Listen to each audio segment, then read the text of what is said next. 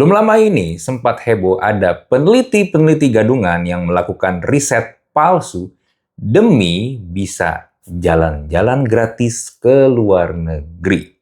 Di mana kejadian ini bikin heboh dan banyak orang menghujat para peneliti gadungan ini. Nah, gue pribadi melihat kejadian ini sebenarnya gue nggak heran. Kenapa?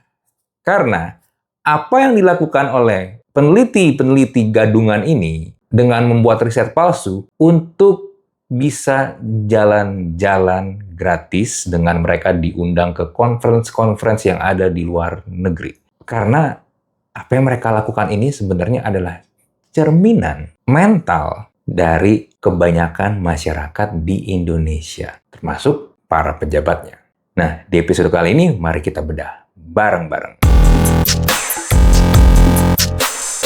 Sebagai konteks, seperti biasa, gue mau menceritakan dulu apa permasalahannya. Terutama buat elu yang nggak ngikutin kasus dari peneliti gadungan ini. Jadi gini, pada tanggal 17-21 Mei 2026, di Bella Center, Copenhagen, Denmark, ada sebuah conference. Jadi di conference tersebut, banyak ilmuwan dari seluruh dunia datang. Dan topik pembahasan dari conference tersebut adalah tentang pneumonia. Dan penyakit, ini gue coba bacain ya, karena susah. Nama penyakitnya pneumococcus. Jadi tulisannya itu Pneumococcus. Pneumococcus.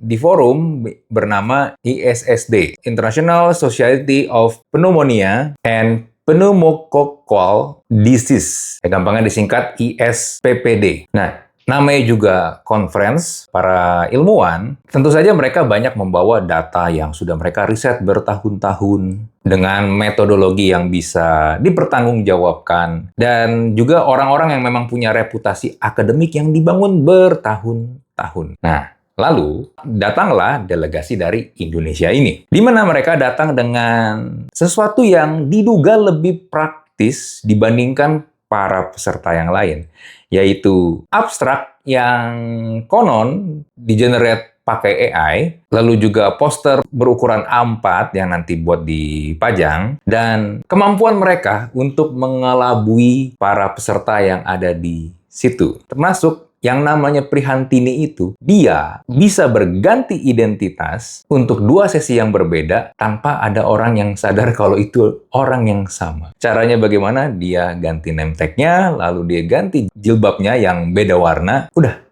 Hanya gitu doang. Dan orang nggak ada yang notice, ini orang yang sama sebenarnya dari sesi sebelumnya ke sesi berikutnya, tapi seakan-akan itu orang yang berbeda. Nah, ini kan juga jadi banyak pertanyaan, kenapa orang-orang di sana kok bisa pada nggak ngeh, sampai akhirnya ada satu orang Indonesia yang curiga ada sesuatu yang aneh dari delegasi Indonesia ini. Nah, kalau yang gue lihat, peserta yang memang benar-benar maju ke forum itu ada 2 orang, walaupun rombongannya itu ada sekitar 8 ya. Yang pertama Prihantini tadi yang dia bisa ganti identitas, lalu juga ada Rivaldi Fajar, yang intinya mereka ternyata sudah melakukan modus ini bertahun-tahun. Mereka bisa diundang ke banyak negara dengan modal seperti ini. Yang bisa dibilang sebenarnya modalnya, ya modal bikin printan.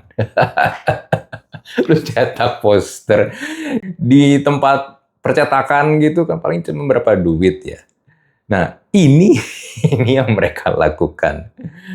Tapi gue mau bahas tentang riset mereka yang sangat dalam tanda kutip ambisius. Jadi gini, kelompok mereka ini mengklaim bahwa telah melakukan penelitian untuk penyakit pneumonia ini di pegunungan Andes di Amerika Selatan, lalu di dataran tinggi Ethiopia, lalu dataran tinggi Guatemala, lalu juga Lebanon, Yordania, Bangladesh, Sudan Selatan, Filipina, Kenya, Nepal, Malawi, dan India Utara. Yang mereka klaim semua ini dilakukan oleh tim yang berasal dari Indonesia, tanpa satupun kolaborator lokal dari negara-negara tersebut. Jadi, lu bayangkan betapa mereka begitu produktif mengunjungi negara-negara tersebut. Ya, negara tersebut ada yang jauh banget, itu kan Peru di Amerika Selatan ya. Tentu saja kalau mereka benar-benar langsung ke sana, berapa ongkos pesawatnya minimal, belum nginep, belum makan, dan segala macamnya. Dan juga banyak negara-negara tersebut kan bukan negara yang favorit, yang umum dikunjungi oleh banyak orang. Jadi lu juga harus lihat betapa semangatnya mereka. Dan juga betapa mereka mencintai ilmu pengetahuan ini. Yang intinya sampai mereka tuh rela meneliti ke 12 negara yang berbeda sekaligus. Tapi dilakukannya di balik laptop.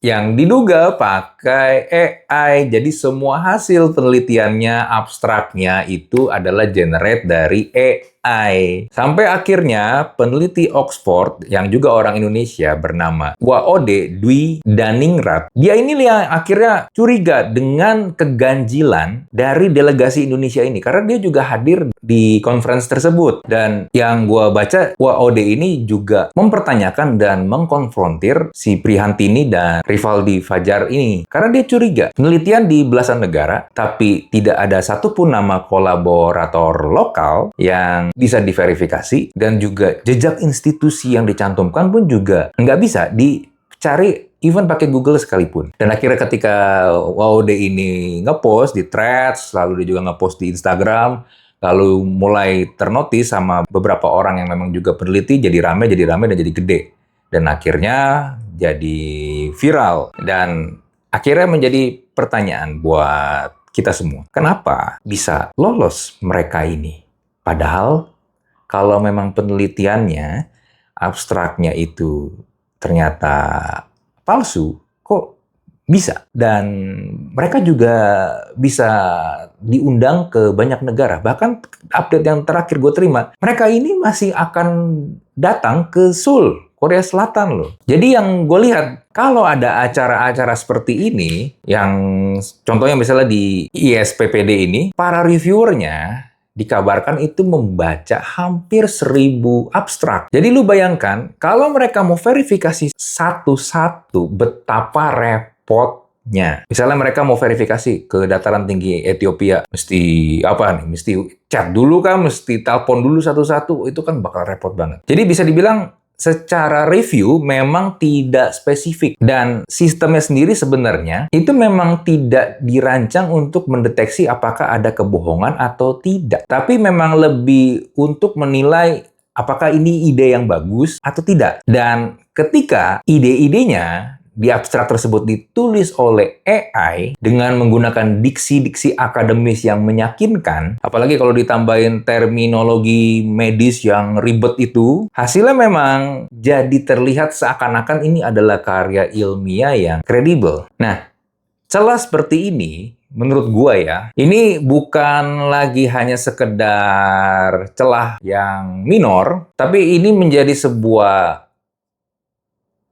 lubang yang akhirnya dimanfaatkan oleh delegasi Indonesia ini. Dan juga karena sebelum-sebelumnya nggak ada satupun yang ketahuan, membuat si Prihantini dan Rivaldi ini makin percaya diri. Udahlah, ini pasti akan nggak ketahuan. Kita bisa dapat undangan ke negara mana lagi nih, dibayarin. Kita bisa jalan-jalan gratis. Ya, itu sekalian hitung-hitung conference lah. Ya, betul. Jawabannya memang sesederhana, lu dibayarin untuk jalan-jalan. Tapi jalan-jalan dalam tanda kutip ya, bukan traveling yang memang lu jadi pelesiran, enggak. Tapi memang ada yang namanya travel grant. Banyak conference yang di skalanya internasional menawarkan dana perjalanan bagi para peneliti muda dan dari negara berkembang. Dua hal itu kan udah menjadi kombinasi yang gampang banget untuk dipakai oleh Prihantini dan Rivaldi Fajar. Jadi rata-rata tuh mereka dapat tiket pesawat, hotel, penginapan, dan bahkan dapat uang saku. Ya, dapat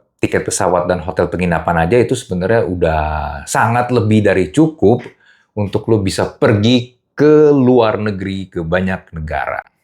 Dan ketika akun Instagramnya Prihantini itu dicek sebelum akhirnya dihapus ya, lu bisa melihat dokumentasi traveling dia ke Sapporo di Jepang, ke Abu Dhabi, ke Zurich, Swiss, dan juga foto-foto di airport-airport internasional dengan caption-caption yang ya ala-ala motivasi biar terus jangan menyerah mengejar ilmu. Ya tai kucing lah. Lalu dia juga foto di depan banner conference kelas dunia, foto dia dapat sertifikat. Semuanya dia dokumentasikan dengan rapi. Dan dia bagikan itu ke sosial media. Dan lagi-lagi, ketika sudah dipost di sosial media, itu kan adalah yang bagus-bagus.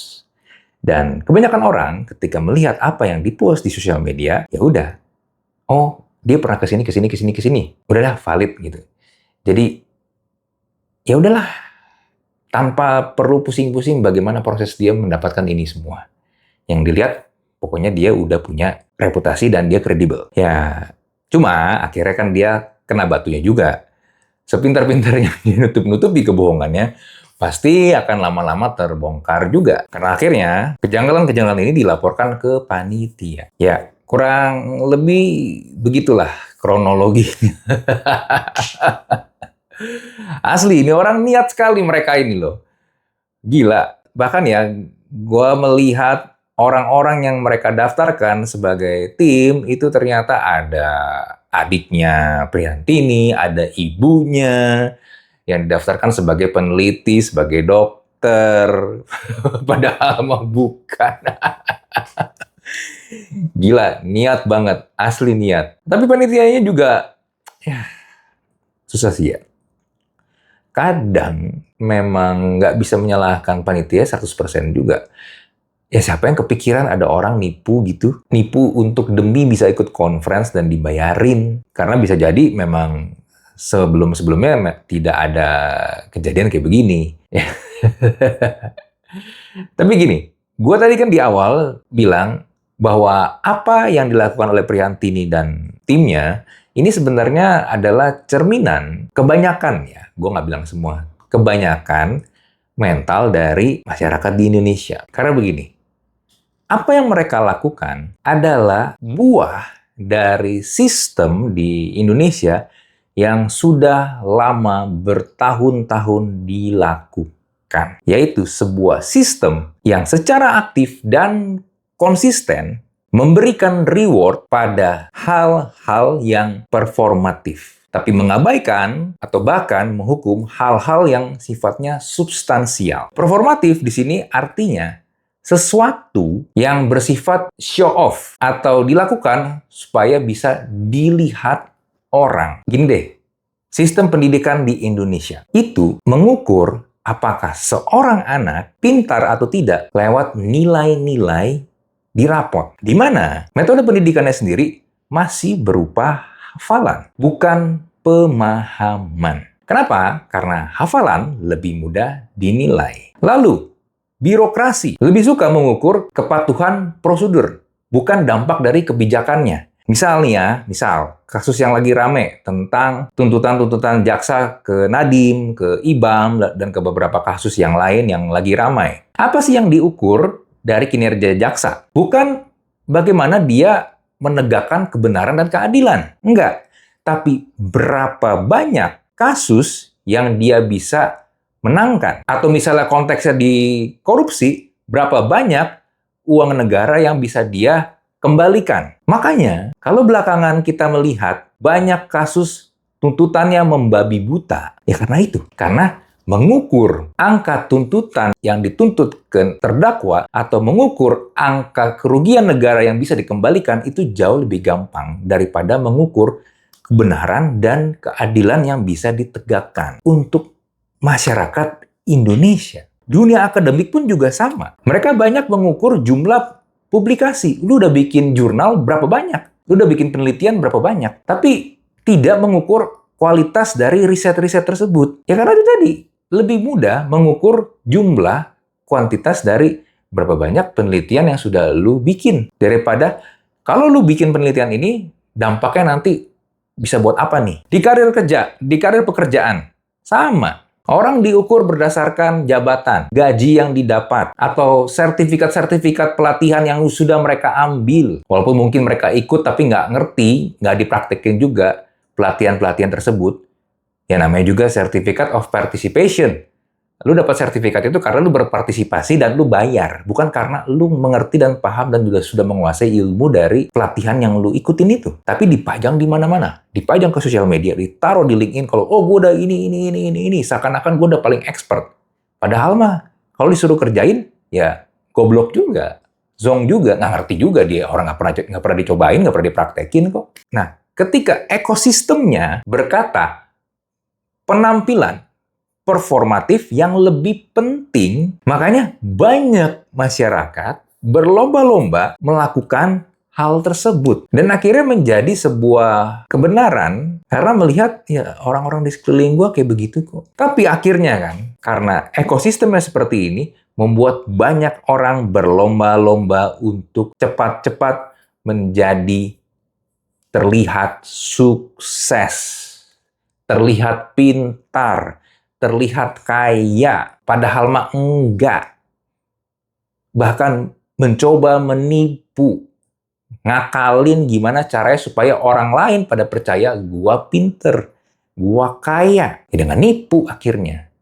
Ya udah banyak lah kejadian kayak begini. Flexing-flexing yang akhirnya berujung penipuan-penipuan finansial itu apa? Ya dampak dari ini semua. Bahkan ya kalau gue mau geser dikit ke konteksnya, balik lagi ke konteksnya conference, di Indonesia kan juga banyak conference. Banyak acara-acara seminar lah, yang undang speaker siapa-siapa gitu. Lu perhatikan deh, acara conference di Indonesia, terutama di Jakarta ya, itu banyak banget. Hampir setiap minggu pasti ada aja. Tapi kalau lu perhatikan, seringkali, walaupun nggak semua ya sekali lagi, seringkali panitia itu mengundang pembicara-pembicara tersebut bukan karena kompetensinya, tapi lebih karena, oh nih orang punya followers berapa.